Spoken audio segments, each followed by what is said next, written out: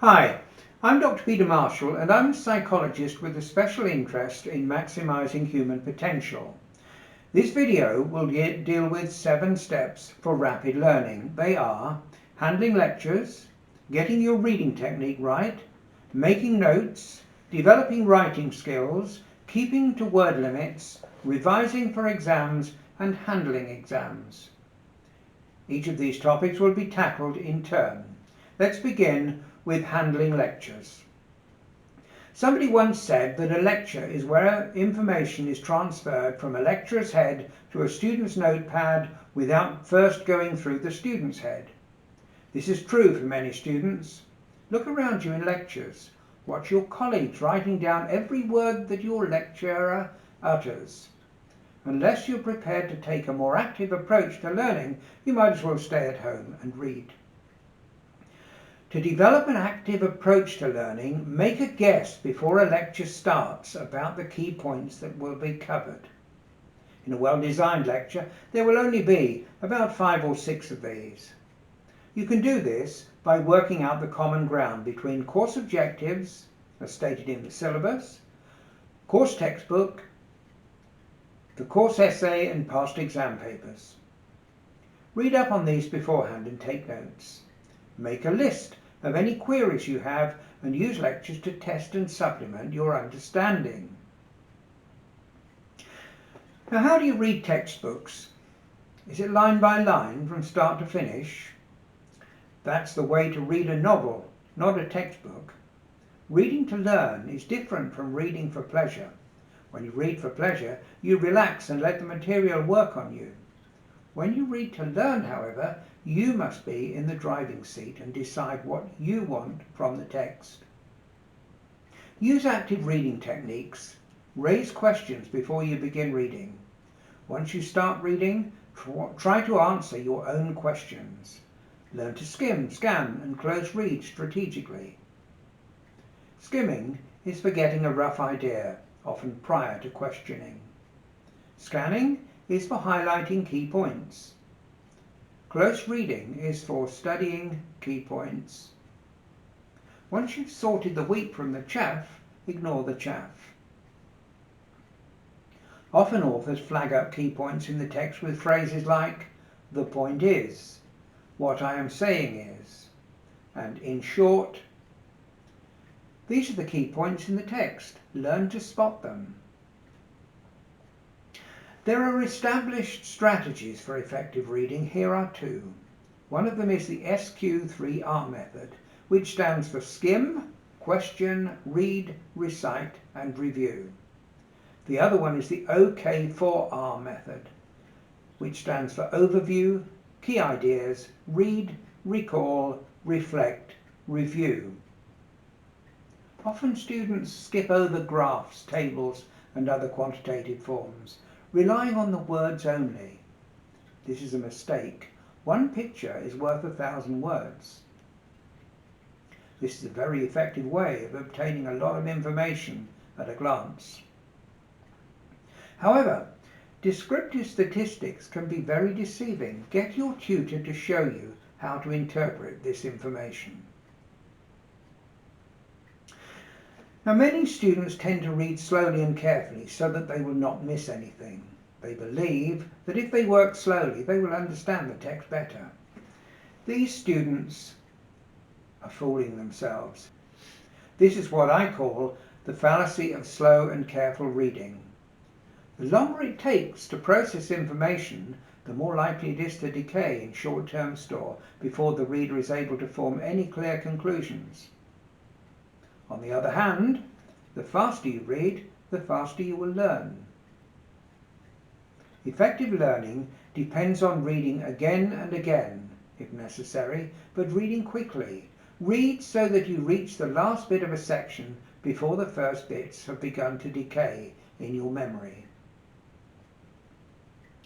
Now let's turn to making notes. Often note-taking amounts to the creation of a virtual copy, wasting time and effort. You are making notes for yourself, so translate what you read into a language that is meaningful for you and which you can take in quickly. Spidergrams, flowcharts and acronyms are effective memory aids. Turning now to developing writing skills. Basically, there are two different ways of writing an essay. You either start with the information and try to squash it into shape, or you work out a framework and hang the detail onto it.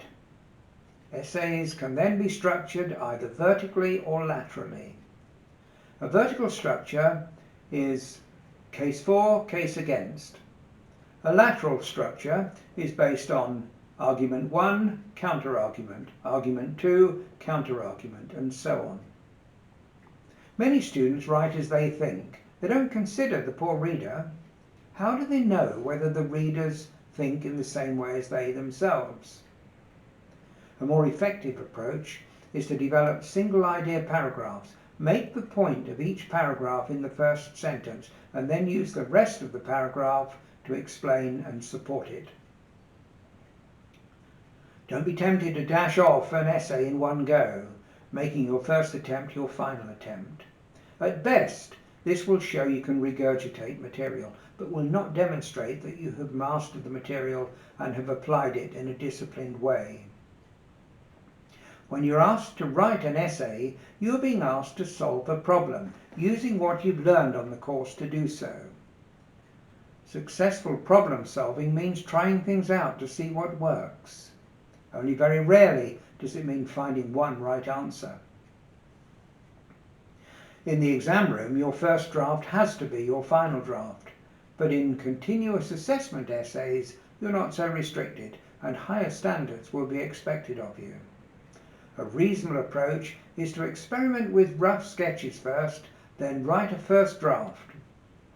Leave it for a day or two, then tinker about with it, noting any changes you want to make in your final copy. Other people may prepare more drafts, but you need to discipline yourself to working against the clock. Turning now to keeping to word limits. Some students think they should be praised and not penalised for writing more than the word limit. They think it shows that you've dealt with the topic more thoroughly. They're wrong. Invariably, their essays have an excess of verbiage, not an excess of ideas. There's an old Chinese proverb about a man who wrote a long letter because he did not have time to write a short one.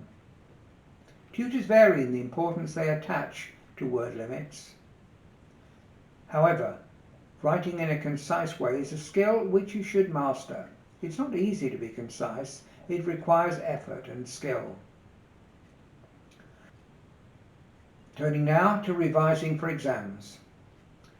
An examination is the culmination of your studies. This is why you have worked and studied so hard for so long. Don't shortchange yourself at this final stage. Don't approach revision haphazardly. Devise and work to a plan. Reading and rereading your notes will not suffice. Redo your notes in different ways. Successive note reduction is one way. This involves reducing whole sections to single pages. Pages are then reduced to paragraphs, paragraphs to sentences, and finally each sentence is reduced to a key word or phrase. The whole exercise will build structures in your mind, mirroring the multi-stage process you've been carrying out. This will enable you to trace the information in the same way as you reduced it. This is just one effective strategy. Memory tricks are useful too. Associations, acronyms, rhymes, and so on. Now we'll deal with handling exams. When you arrive in the exam room, don't panic. Everyone else may start writing almost immediately, but that doesn't mean you have to make the same mistake. Give yourself time to plan properly. Do not overdo it though. About 4 or 5 minutes planning for a 700-word essay is about right. When you've planned your answer, concentrate on your communication skills. In this way, you will not overload your brain. Curiously enough, many students overestimate their ability to interpret essay questions. If an essay question looks easy, that's the time to be wary. They rarely are. Don't just think about what questions are asking for, but also what they're not asking for. This will help you avoid one of the most common pitfalls, straying from the essence of the question. And one last thing, don't leave the exam room early. There's always something useful you can add in the last few minutes. More information on this subject can be found in my book, How to Study and Learn. I'm Dr. Peter Marshall. I hope you found this helpful and that you'll join me for other modules on this channel. Full information on all my works and publications can be found on my website, drpetermarshall.com. You can also access my many articles and advice designed to help you in your career by following me on LinkedIn by using the link linkedin/in/Dr. Peter Marshall, and the story of my own professional development in weekly installments by following me on facebook.com/drpeter.marshall.35. And please subscribe to my YouTube channel, on which you will find a wide range of useful videos.